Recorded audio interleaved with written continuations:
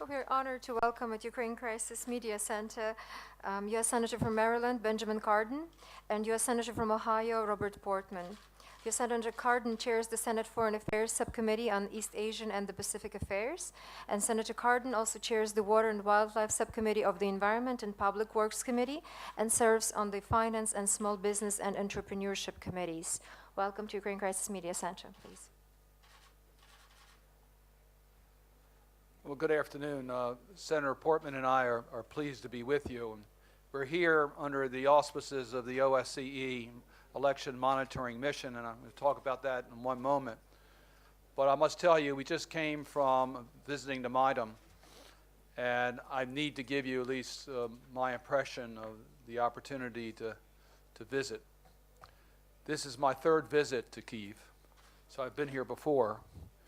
But I tell you, you can't help but be struck by the amount of pain inflicted upon the Ukrainians earlier this year, and the courage and will of the people of Ukraine. So we are here as part of an OSCE election monitoring group.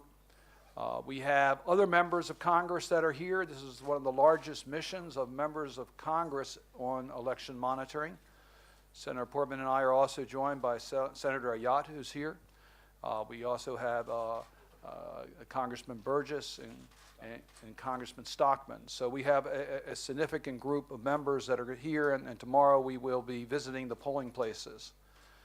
Our main reason for participating is to express our support for the Ukrainian people, their right of self-determination, their participation in the elections tomorrow, to choose their own leaders without interference from their neighbors.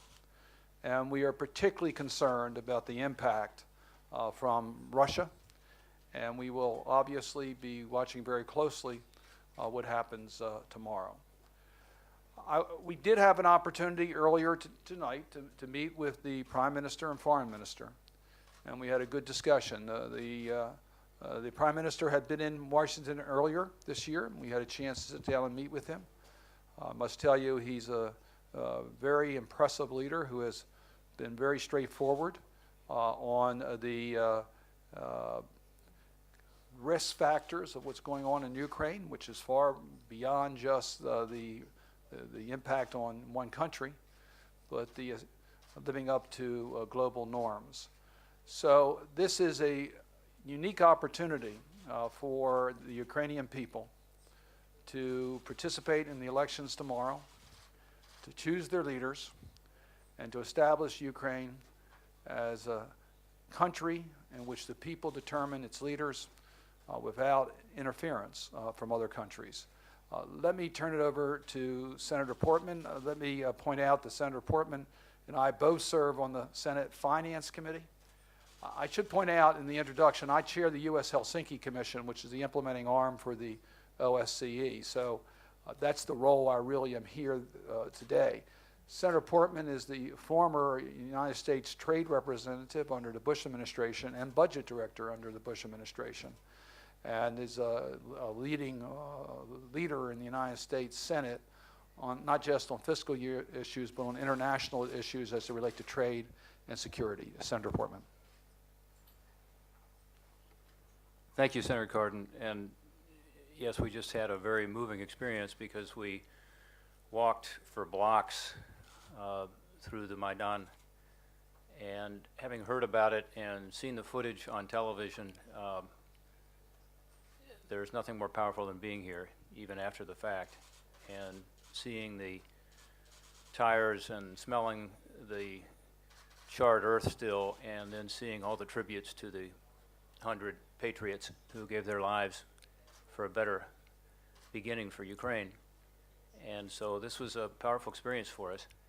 We are here to talk about that new beginning because we're here to ensure there are fair elections, that no outside groups influence this election, that the people of Ukraine get to choose their own destiny. We had a number of briefings today, including, as Senator Cardin said, from Prime Minister and Foreign Minister, but also some election monitoring experts who are here and have been here for a week or so. And we are impressed with the preparations. And we are very hopeful that tomorrow will be an opportunity for a free and fair election where people have the opportunity to vote. And we, of course, are hopeful that Ukrainians will come out in big numbers. And our sense is that that will be true. In our meeting with the Prime Minister, we also talked about issues that go beyond the election to the next step, how we can work as partners to build a stronger Ukraine. And as you know, the U.S. Congress has already taken certain actions with regard to the illegal invasion of Crimea, with regard to the economy here in Ukraine, and then finally with regard to some assistance on the military side. We talked about what might be done in addition to what has already been provided by the American people through the U.S. Congress. And I will just say that, speaking for not just myself, but Senator Cardin, the other members of Congress who are with us today, both sides of the political spectrum in our country, Republicans and Democrats alike, and both sides of the Capitol, the House and the Senate, and of course the administration and the White House, that we stand with the people of Ukraine. And we want to be a partner going forward as we have been in the past. And again, to build on the revolution that started with the tragic loss of life, but also an outpouring of nationalism and patriotism from people who care about the future for themselves, their children and grandchildren in a free and prosperous Ukraine. We want to be part of that as Americans. And so we're happy to be here today and happy to try to answer your questions. Thank you. Let me just, before we get to questions, one or two additional points, and then we will open it up to your questions. I just want to express my pride in the work being done by the OSCE here in Ukraine. OSCE has been here. Its mission has been here. But that mission has been extended as a result of what's happened during this past year. And we are proud that the OSCE is providing us stability and independent evaluations of what's happening in Ukraine today, and is helping. There are hundreds of parliamentarians that are in Ukraine to observe the elections. I think it underscores how important we believe tomorrow is for Ukraine and for democracy. And we are proud of the numbers that are here to stand with the people of Ukraine in their quest for determining their own leaders and the own direction for Ukraine. And let me just underscore the point that Senator Portman said. Democrats, Republicans, House, Senate, administration, Congress strongly support Ukraine, and will continue to stand up against the illegal actions of Russia in Crimea and the intimidations and loss of life that's being imposed in eastern Ukraine. And we will continue to be very vocal in our support for Ukraine, as been demonstrated by sanctions being imposed against Russia, as well as a positive support for the new Ukrainian government. Thank you. Hi, Senator Cardin. This is Jay from Phoenix TV, Hong Kong. I just got two questions to ask you. The first one is Ukraine. You must know that China and Russia just signed the gas deal, a big deal in Beijing, in Shanghai. Do you think it will help Russia to find a way out to survive, at least in the energy exporting market? Do you think it will feel difficult for U.S. to put more pressure to Russia according to the Ukraine crisis? Another question about the actually Eastern Asian, because you know that China and Vietnam are keep criticized for each other because of the recent latest controversy happening in Vietnam, the anti-Chinese protest. Do you have any comments? Do you think the U.S. should get involved out to sort it out for both sides? First of all, you're anticipating my visit to Vietnam from here, so I want to save some of my comments for when I'm in Vietnam. So Let me make that clear. Your first point was on the U.S.-Russia gas deal. To what Yeah. extent it will make? on the energy issues. The United States feels very strongly about having global markets for energy and to have smart energy policies so that we are not dependent upon countries that may not share our vision and our values, that we have world sources that are available. Russia has made a decision in regards to China. That's their decision to make in regards to their sources of natural gas. We believe that Europe needs to have alternate sources available at all times of energy. We believe there are short-term, intermediate-term, and long-term objectives to accomplish that, steps that we can take. And this Congress is working very closely with the administration to deal with alternative energy sources for our allies in Europe, as well as the role that the United States can play directly with our energy sources. So this is under constant discussion, and we think we have game plans to deal with this. Now, as you know, the Ukrainian part of the IMF reform is to, first and foremost, to use less energy in this country, to conserve more energy. Secondly, to get fair pricing of energy, but to protect those who are most vulnerable. So we think the Ukrainians are moving in a direction to be less vulnerable on the energy front. But I think I will defer the South China Sea maritime security issues. It's a very interesting subject. The United States, just very briefly, as you know, takes no position on the territorial issues, but we strongly object to provocative actions such as what we saw in China with Vietnam. Question here, please. Greetings, Senators. Welcome to Ukraine. I've been away so long I don't even recognize you, Mr. Cardin. I know about 10 senators personally. You think you can change the policy of America to not to ban military imports and military assistance to Ukraine? I mean, this place really needs it. Specifically, you could do encrypted communications, because there have been 2 terrible slaughters in the last few days, ambushes, and that's because, you know, they're using Soviet junk that the Russians can all read and the separatists can read. It's all, you know, same frequency kind of thing. And I wanted to go do cover some reserve things where they're training in the woods here, like a home guard, and they don't have bullets. They don't have bullets for Kalashnikovs because all the bullets are in the east. All the armament is in the east because they were guarding against us, you know, a NATO invasion, as if.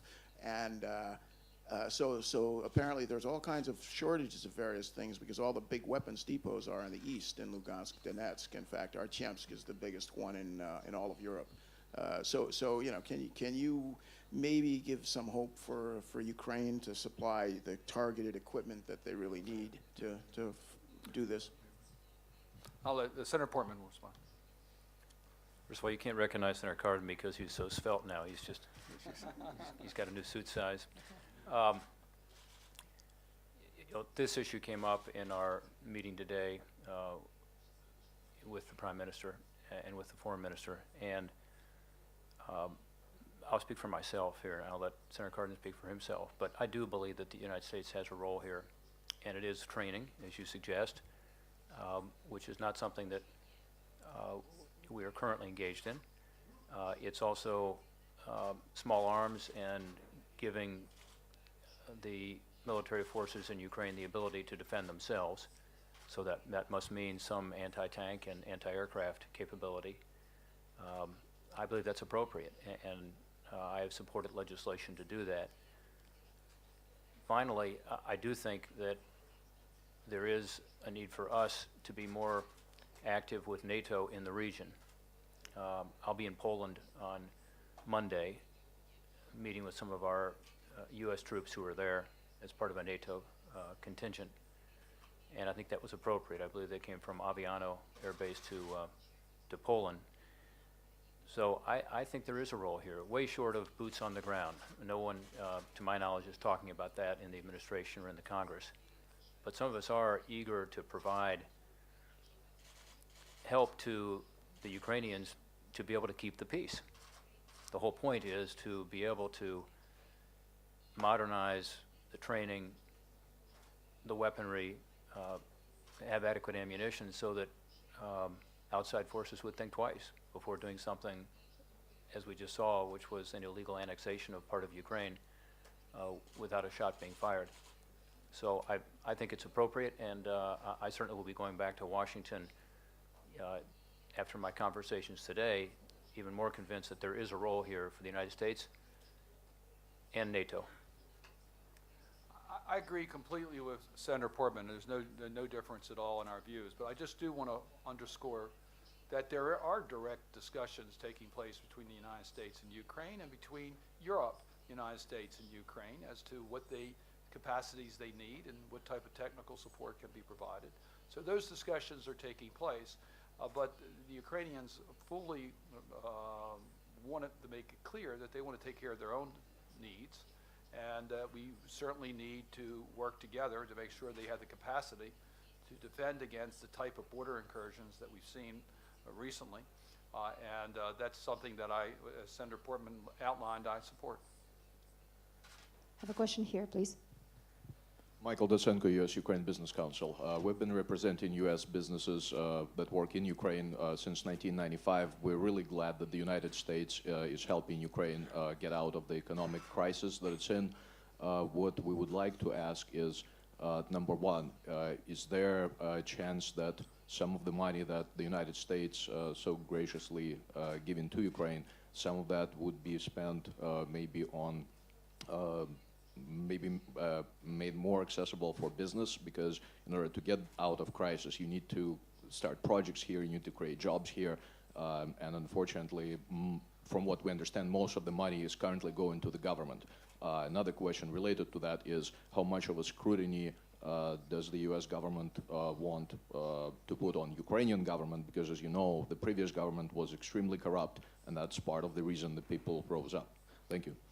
We have the former USTR here, so he'll answer the economic questions. I'll be glad to. Yeah, quickly, today I got the opportunity to meet once again with the Prime Minister, because Minister Yatsenyuk was actually the Minister of Economy back in 2006 when I negotiated a trade agreement with the United States and Ukraine that was part of Ukraine's accession to the World Trade Organization. And that agreement provided for some changes in the Ukraine regulatory environment, specifically with regard to foreign investment, for instance, to answer your question about how to get more business going. I think that certainly helped, and that's one reason I think you see a bigger AmCham presence here, more American companies. It also helped Ukraine with its exports to the United States, and that's certainly appropriate. And I think there's huge potential, by the way, to do even more in sectors like agriculture, through modernization and taking advantage of the tremendous natural resources and productivity of the land here in Ukraine. So I think there's already been some progress made since 2006 and 2008 when they actually came into the WTO, when Ukraine became an official member. But there's more to do, and I think that's probably the key. This funding, as I understand it, that we provided for Ukraine was used to pay down the debt. It was part of the IMF package, as I understand it, and the European package. And because it was a loan guarantee, my understanding is it could be leveraged and has been appropriately leveraged for really an emergency need that the government of Ukraine had, because Yanukovych left this country as an economic basket case. And so, unfortunately, the interim government had to pick up the pieces, and we were able to be helpful there. But I think you make a really good point about more foreign investment, more trade.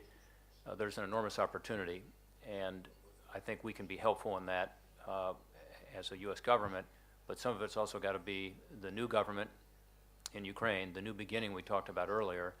I hope will be one that will look at some of these ways in which there are still barriers to trade and barriers to investment that could be reduced and could enable the country to have a stronger economy and a better life for all citizens. There will be difficult to get the type of investment in Ukraine, which is an incredible country for opportunity, unless the corruption issues are under control in this country, and that the corruption at all levels is dealt with. it's clear to me that the success of the new government will depend upon two major factors. One, the economy needs to work for all the people of Ukraine, and they need to deal with the economic reforms, and the challenges there are great because of the corruption of the previous administration. And secondly, they need to deal with corruption. And that's, to me, the message I got in walking around the squares here, is that people were there because of their anger and their intolerance for the corrupt system that was their country. And they are demanding that corruption be the top priority of the new government. And lastly, let me point out, Helsinki Principles, the OSCE, is very clear about our core commitments to an open society and a society that is free from special privileges because people have to pay for what they should be getting from their country. So that's something we will be working very closely, using the tools of OSCE to help institute reforms and changes that will open up the society and deal with the problems of corruption. LA Times. Carol Williams with the Los Angeles Times. We were just told by the head of the Ukrainian Voters Committee that they are not going to be able to operate polling stations tomorrow in areas that comprise about 10% of the population. Is that a sizable enough part of the Ukrainian public that won't be able to vote that you fear it could cast doubt on the legitimacy of the vote tomorrow? Well, first of all, we'll wait to see what the elections tomorrow and collectively we will render a judgment. So I don't think you're going to get any of us parliamentarians making a specific finding until after the elections and we have a chance to review the circumstances. But we are certainly aware that there are outside agitators that are affecting the safety in the eastern part of Ukraine. We're well aware of that. They're doing everything they can to disrupt the election. That's not the will of the people of Ukraine. And we believe that there's been numerous steps taken to try to counter that, to have alternative places for voting, to deal with the accessibility. And we do believe, from what we've seen to date, that it is restricted to the two areas in question in the eastern part of Ukraine. But having said that, we'll wait to see what happens tomorrow. But as President Obama said pretty clearly, we are watching to see whether there's outside interference in the ability of the Ukrainian people to get access to the polling places and to express their will. A question here.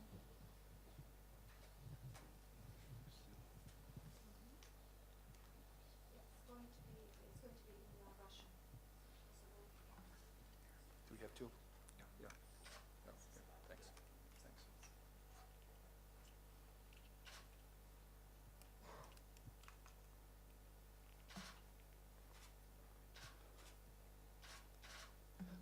Международный отдел Центральной Рады сотен Майдана.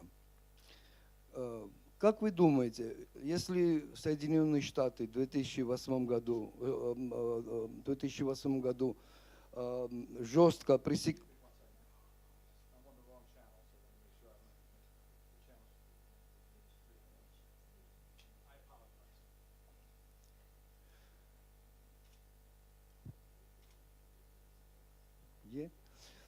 Как вы думаете, если в 2008 году Соединенные Штаты жестко пресек бы агрессию России против Грузии, когда Россия отторгла от Грузии огромные территории, может, не повторился бы агрессия против Украины России? Вот. И, пользуясь случаем, вы так восхищенно разговаривали о Майдане, когда вы смотрели, как представитель Майдана, международный отдел Рады сотен Майдана, приглашаем после выборов на Майдан, весь Майдан будет рад видеть вас к нам в гости.